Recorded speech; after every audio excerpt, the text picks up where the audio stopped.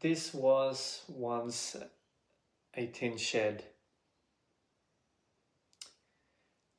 a place without soul, empty, ordinary, and forgotten. I didn't rebuild it to make it new. I rebuilt it to give it memory. Everything you see here existed before. The timber posts in this shell and the extension were salvaged. The rock came from this land. I divided this shell not to separate, but to reveal. The structure became the surface. Structural ply, not hidden behind plaster, but left exposed, raw and true. Every screw, every bracket, clout nails remains visible,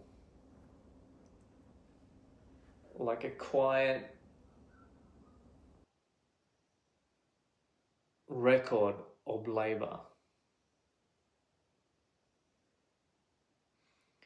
Here I designed and built with what was already here. Fallen trees milled, their grains left bare. The black paint recalls the ash of burnt bark. Clay covers the walls like soil remembered. Nothing here hides its making. Nothing here performs perfection. This is not about design trends. It's about conscience. Trends conceal what they fear, but I've chosen to let the truth show, to let the material speak before I do. This place is unfinished, and that's why it feels alive. Because in the process of building it, I began to understand how materials remember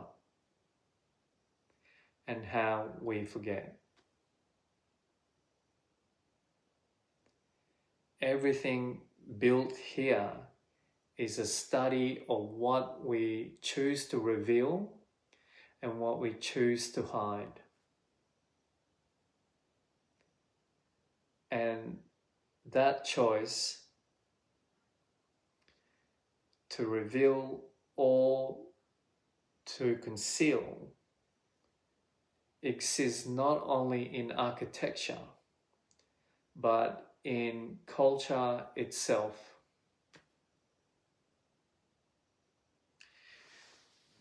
And what happens when culture forgets what it means to build with memory? That is the cult of trends.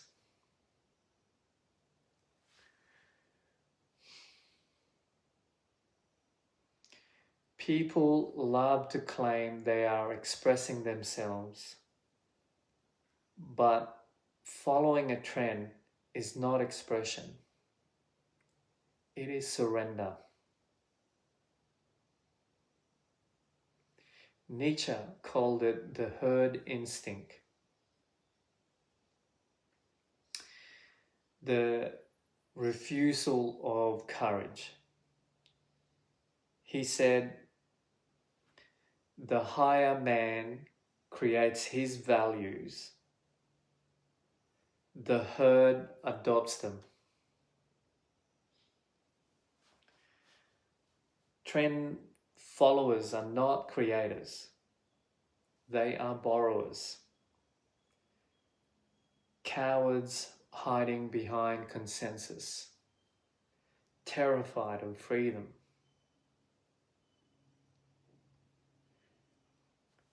Trends are the leash of consumerism. Obedience disguised as choice. The most efficient way to sell you conformity while convincing you its individuality.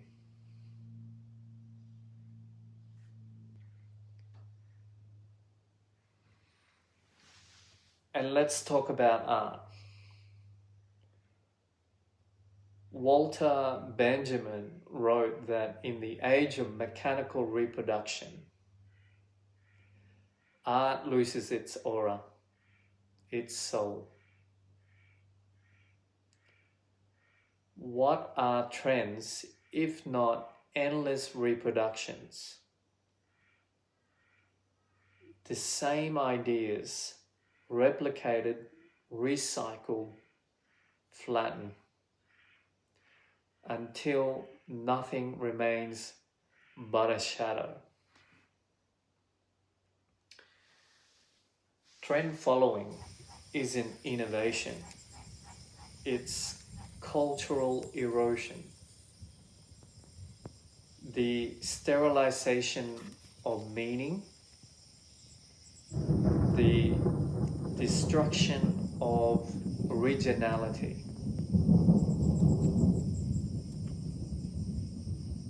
And Orwell would have seen it instantly. When words are repeated too often, they lose all meaning. In 1984, language was reduced to slogans, empty chants, hollow phrases. Today, sustainable, organic, minimalist, artisans. These words are no longer ideas. They are the new speak of design. Mantras for the herd to parrot back, believing repetition is identity.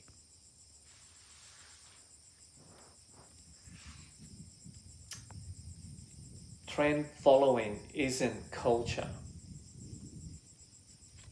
It is propaganda for the market.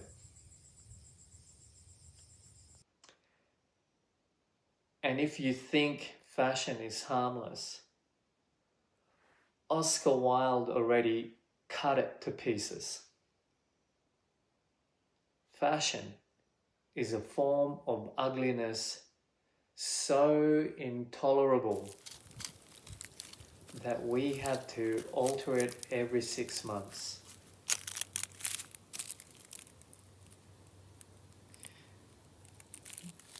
That was a century ago,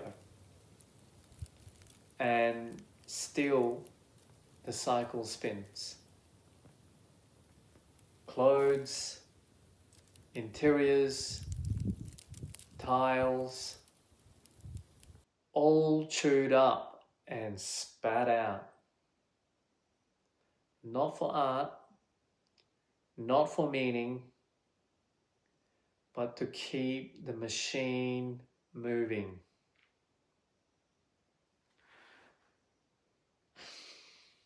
Trends are ugliness disguised as relevance. Decay masquerading as progress. Let's be clear. If everyone follows, no one leads. If no one leads, nothing new is made. If nothing new is made, culture dies. What we're left with is noise, endless repetition, a parody of originality. This is cowardice, disguised as taste.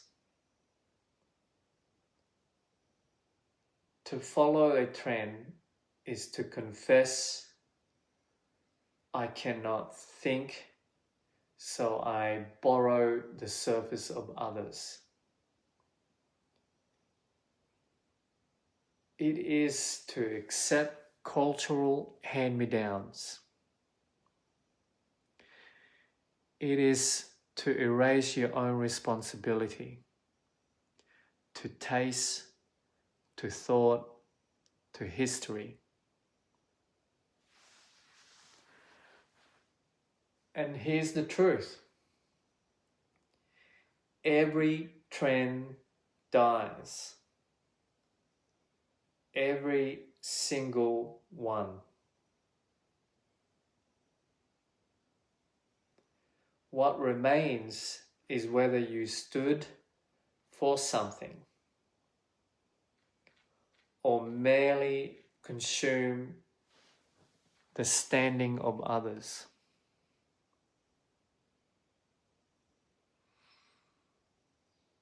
This is not about tiles. This is not about fashion. This is about philosophy, about art, about refusing the herd.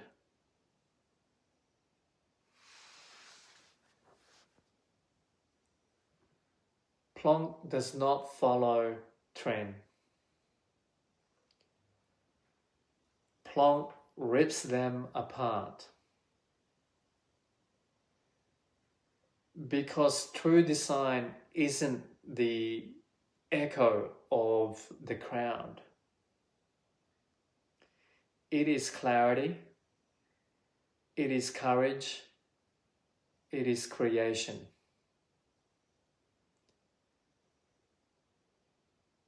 And that is why we exist.